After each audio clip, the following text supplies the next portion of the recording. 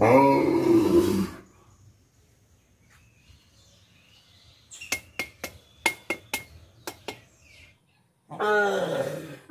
আলাইকুম। দেশ এবং দেশের বাইরে যে যেখান থেকে আমার ভিডিওটা দেখছো তোমাদের সবাইকে অনেক অনেক ভালোবাসা। তো আজকে আমি কাঁঠাল দিয়ে একটা রেসিপি তৈরি করব, একেবারে নতুন একটি রেসিপি। আশা করছি তোমরা আগে কখনো দেখোনি, তো পুরো ভিডিওটা দেখার অনুরোধ রইল।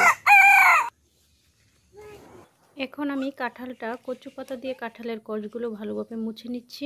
কচু পাতা দিয়ে কাঁঠালের কষ খুব সুন্দর করে মোছা যায়। আর কাঁঠালটা কাটার আগে আমি হাতে একটু তেল দিয়ে নিচ্ছি, কারণ যাতে করে হাতে আঠা না লাগে।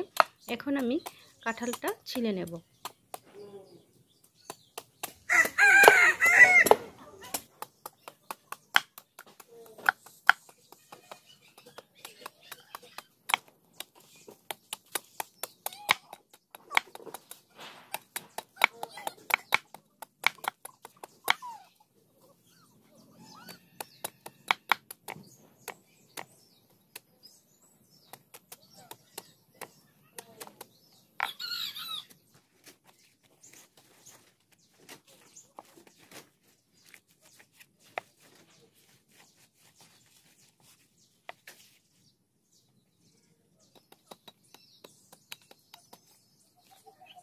কাঁঠালটা আমার সম্পূর্ণ ছিলা হয়ে গেছে। এখন আমি কাঁঠালটা কেটে কেটে টুকরো টুকরো করে নেব।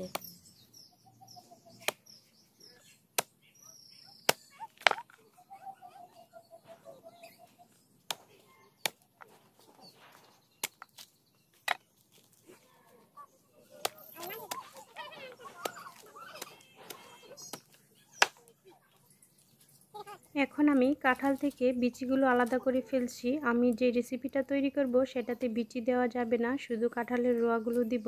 তারপর বিচিগুলো বেছে কাঁঠালের রোয়াগুলো ভালোভাবে কুচি কুচি করে নেব, একেবারে ঝিরি কুচি কুচি করে নেব, কারণ যে রেসিপিটা তৈরি করব সেটার মধ্যে কাঁঠালগুলো একেবারে কুচি কুচি করে দিতে হবে।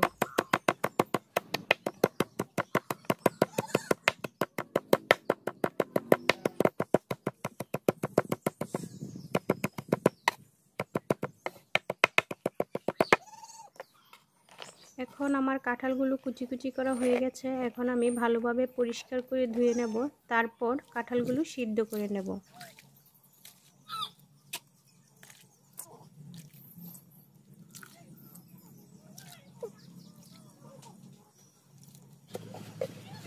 কাঁঠাল সিদ্ধ করার জন্য পানি দিয়ে দিলাম, আর সাথে দিয়ে দিব লবণ আর অল্প পরিমাণে হলুদ, যাতে করে কালারটা সুন্দর হয়।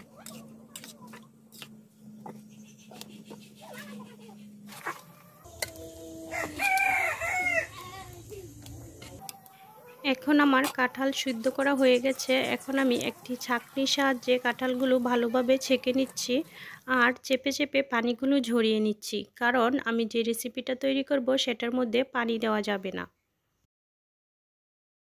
সিদ্ধ করে রাখা কাঁঠাল কুচিগুলো আমি একটা পাত্রে নিয়ে নিলাম, আর সাথে দিয়ে দিলাম কিছু আতপ চাউলের গুঁড়ি, আর দিয়ে দিলাম কিছু পরিমাণ বেসন, আর দিয়ে দেব আদা রসুন বাটা, জিরা বাটা, 1 চা চামচ হলুদের গুঁড়া, 1 চা চামচ মরিচের গুঁড়া, 1 চা চামচ ধনিয়ার গুঁড়া, স্বাদ মতো লবণ দিয়ে দেব। লবণটা আমি অল্প পরিমাণেই দেব, কারণ কাঁঠালগুলো সিদ্ধ করার সময় লবণ দিয়ে সিদ্ধ করেছি। আর দিয়ে দেব পেঁয়াজ কুচি, রসুন কুচি, আর দিয়ে দেব কাঁচামরিচ কুচি। সাথে ধনেপাতা কুচি দিতে পারলে আরও ভালো লাগতো, কিন্তু আমার বাড়িতে ধনেপাতা নেই, যার কারণে আমি দিতে পারিনি। আপনারা কিন্তু ধনেপাতা কুচি দিতে পারেন, তাতে খেতে আরও ভালো লাগবে। এখন আমি সবগুলো উপকরণ ভালোভাবে মেখে মিশিয়ে নেব। আপনারা কিন্তু দেখতেই পাচ্ছেন আমি কাঁঠালের পরিমাণটা বেশি নিয়েছি, একেবারে পুরো কাঁঠালটাই নিয়েছি, কেননা আমরা হচ্ছে গ্রামের মানুষ, গ্রামের বাড়িতে লোকজন বেশি থাকে, আপনারা সবাই জানেন, যার কারণে পুরো কাঁঠালটাই নিয়ে নিলাম। এখন আমি চুলায় আগুন ধরিয়ে নিলাম, তারপর একটি কড়াইতে সয়াবিন তেল দিয়ে দিলাম, তারপর মাখা কাঁঠালগুলো ছোট ছোট বড়া করে তেলে দিয়ে দেব। এই বড়াগুলো কিন্তু ডুবো তেলে ভাজতে হবে, নয়তো বা মচমচা হবে না।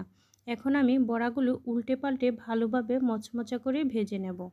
কাঁঠাল দিয়ে কিন্তু ফেসবুকে, ইউটিউবে অনেক রেসিপি দেখেছি আমি, কিন্তু এরকম ঝাল ঝাল বড়া তৈরি করতে কাউকে দেখিনি। তবে আপনারা দেখেছেন কিনা কমেন্ট করে বলতে পারেন। এখন আমার বড়া ভাজাগুলো মচমচা হয়ে গেছে, কালারটাও সুন্দর হয়েছে। এখন আমি বড়াগুলো উঠিয়ে নেব, তারপর আমি বাকিগুলো সেম এরকমভাবেই ভেজে নেব।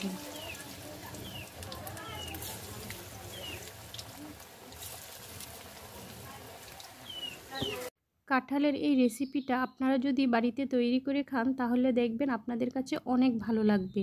যারা কাঁঠালের তরকারি পছন্দ করেন না তাদের কাছেও ভালো লাগবে। বিশেষ করে বাচ্চারা এই রেসিপিটা খেতে বেশি পছন্দ করে। যেহেতু এটি মুখরোচক খাবার, সকলের কাছে এই খাবারটা ভালো লাগবে। এই কাঁঠালের ঝাল ঝাল ভরাগুলো কিন্তু আপনারা ভাতের সাথেও খেতে পারবেন, এমনিতেও খেতে পারবেন, দুভাবেই খেতে ভালো লাগে। দেখেন বড়াগুলো দেখতে কত লোভনীয় লাগছে আর কতটা মচমচা।